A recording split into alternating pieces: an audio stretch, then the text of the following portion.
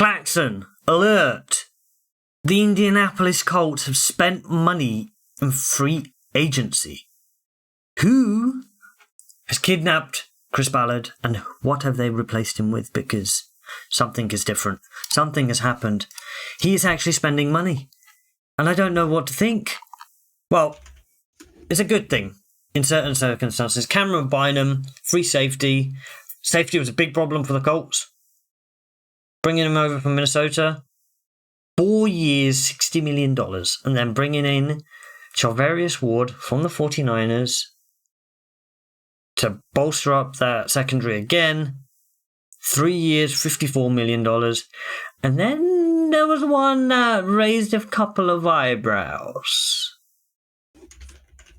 1 year, $14 million for a certain Daniel Jones. Now, he started really well, Ballard, with those two signings. And then he has added another one, Khalil Herbert, running back from Cincinnati. And that's going to be a good foil. That's going to be good for Jonathan Taylor, as a backup, right? The Daniel Jones thing, I don't know.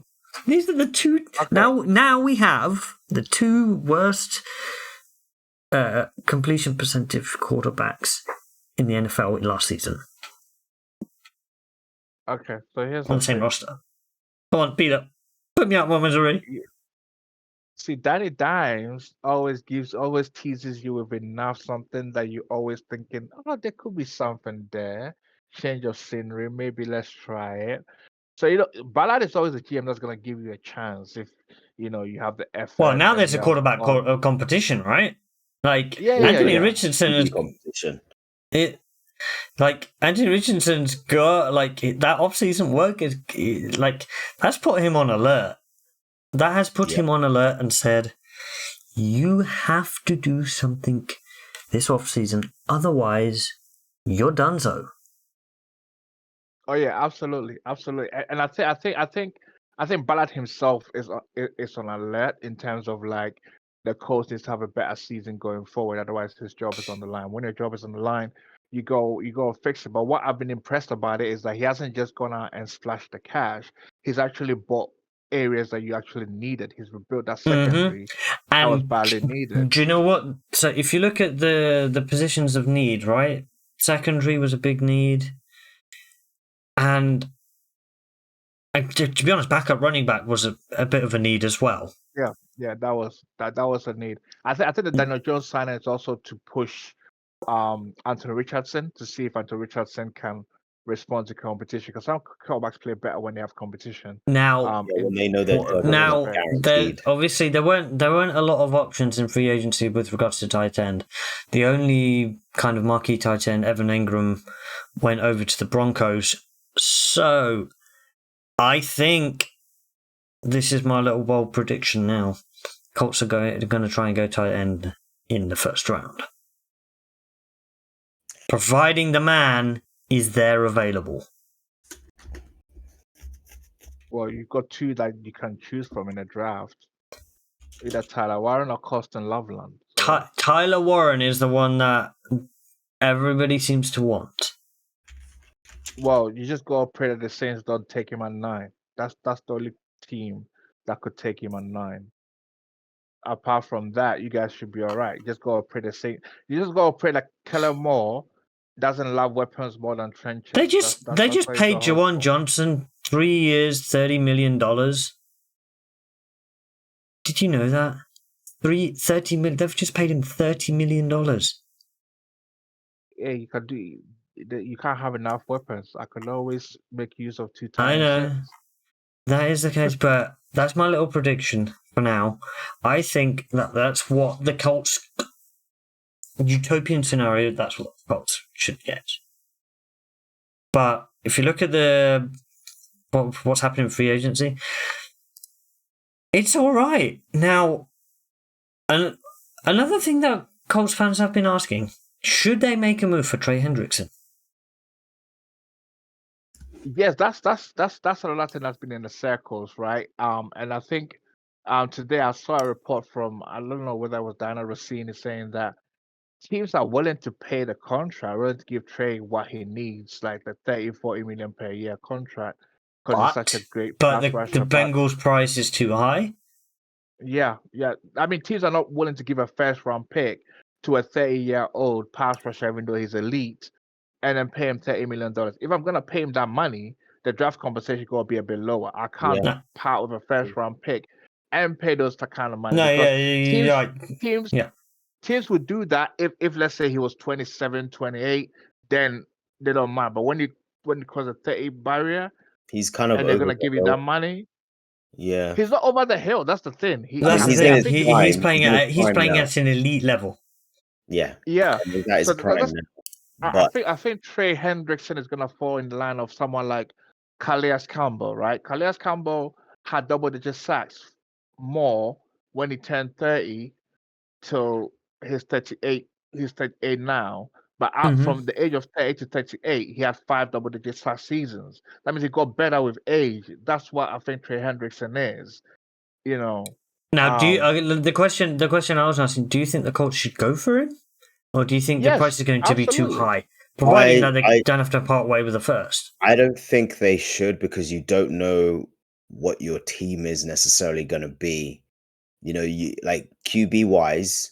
Once you've decided that, like once you know, okay, cool, we've got our guy, and you'd like to think, yeah, it's Anthony Richardson, it's AR, but you need to know that if we're going to invest in Trey, we need to be going somewhere. There's no point in shelling out all of this just to not even make the playoffs for the next 3 seasons. You well, I hear your point. But here's the thing: you need to sort your own house first.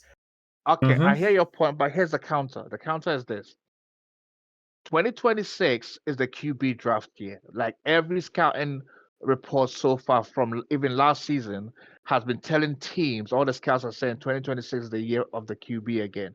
Is the year that the top elite QB prospects are going to come out again. If the team sucks this year, and they're going to get into the QB, the Arch Manning sweepstakes, as we like to call it. Is Archie actually going to come out next year? We don't know. We don't. Yeah, I don't think he will. Okay, but here's the thing. Even without Arch, the rest of the QBs are slated to be better than this year's QBs.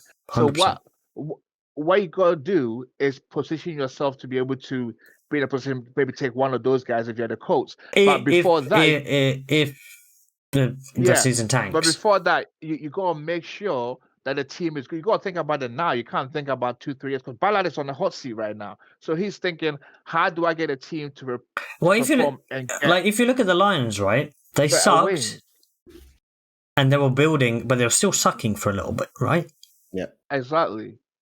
You can't if you don't build whilst you're sucking, you turn into the Jets.